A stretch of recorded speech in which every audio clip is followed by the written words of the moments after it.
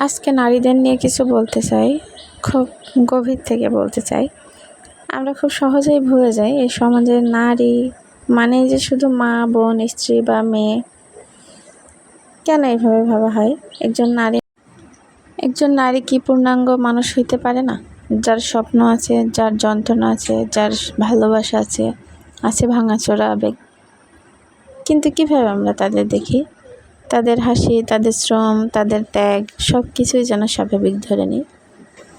একজন নারী সকাল থেকে রাত পর্যন্ত যে পরিমাণ দায়িত্ব পালন করে, এটা খুব সহজেই আমরা হেসে উড়িয়ে দিই। অনেক ডিপলি ভাবা যায় যে কিভাবে তারা এত পরিশ্রম করে, কিন্তু করি না। এখানেও অবহেলা করি। কিন্তু নারী, তাকে তো শুধুই বলা হয় এটা তো তোমার দায়িত্ব। যখন যখন কোনো মেয়ে নিজের ক্যারিয়ার নিয়ে ভাবে, তাকে বলা হয় তোমার বাড়ির দায়িত্ব আগে। একজন স্ত্রী যখন নিজের মত প্রকাশ করে, তখন তাকে বলা হয় বেশি কথা বলে।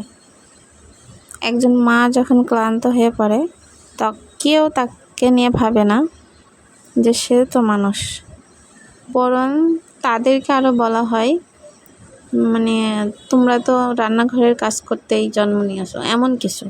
কেন এমন হয়? নারীদের প্রতি এই অবহেলা শুধু শব্দে নয়, আচরণে, দৃষ্টিভঙ্গিতে, প্রতিদিনের ব্যবহারেই পাওয়া যায়। কেন আমরা বদলাতে পারি না এই দৃষ্টিভঙ্গি? নারীকে সম্মান করতে শুধুমাত্র নারী বলেই নয়, মানুষ হিসেবে হয় না? তার অনুভূতি, তার পরিশ্রম, তার স্বপ্ন সব কিছুই কি মূল্য পাওয়ার অযোগ্য? একবারের জন্য যোগ্য মনে হয় না? নারী বলে কি আমাদের জীবনে এভাবেই কেটে যাবে? আমরা কোনো কিছু স্বপ্ন দেখতে পারি না?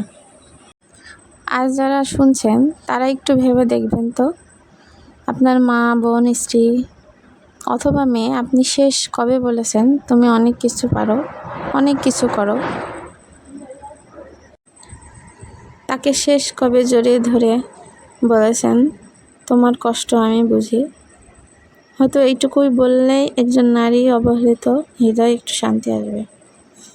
কিন্তু না, এইগুলো তো ভাবা দূরের কথা, মনেই তো পড়ে না যে নারী বলে কেউ আছে, নারী বলে কেউ সম্মানীয় ব্যক্তি আছে, যে কিনা সারাদিন সারা রাত কোনো পারিশ্রমিক ছাড়া আমাদের জন্য পরিশ্রম করে যাচ্ছে। শুধু আমাদের ভালো রাখার জন্য নারীরা পরিশ্রম করে যাচ্ছে। এটা ভাবে কেউ ভাবে না। তাই বলি যে নারীদেরকে একটু সম্মান দিন এবং ভালোবাসুন।